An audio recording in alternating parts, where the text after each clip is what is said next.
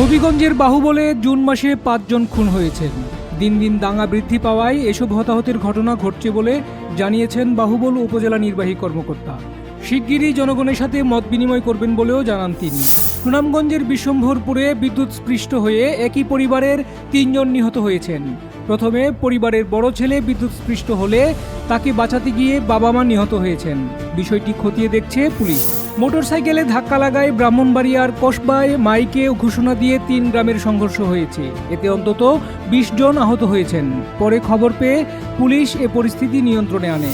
মৌলভীবাজারের রাজনগরে নিখোঁজের ২০ দিন পর উদ্ধার হয়েছে এক গৃহবধূর অর্ধগলিত লাশ। স্বামীর দেয়া তথ্য মতে মাটি চাপা দেয়া এ লাশ উদ্ধার করে পুলিশ। এ ঘটনায় তথ্য গোপন ও হত্যার দায়ে স্বামীকে গ্রেপ্তার করা হয়। নেত্রকোনার দুর্গাপুরে প্রতিবন্ধী শিশুদের মাঝে বিনামূল্যে চারা বিতরণ করা হয়েছে। গাছ লাগান, পরিবেশ বাঁচান এই প্রতিপাদ্যে পরিবেশ উন্নয়ন সংস্থা রুসা বাংলাদেশের আয়োজিত এক কর্মসূচির অংশ হিসেবে বিনামূল্যে চারা গাছ বিতরণ করা হয়। সুপ্রিয় দর্শক, এখনকার মতো এই ছিল হাওরের সর্বশেষ খবর। হাওরের সবশেষ খবর জানতে চোখ রাখুন হাওর কণ্ঠের ওয়েবসাইট, ইউটিউব চ্যানেল এবং ফেসবুক পেজে। আপনার এলাকার যে কোনো খবর জানাতে ইমেইল করুন এই ঠিকানায় haorkontho@gmail.com।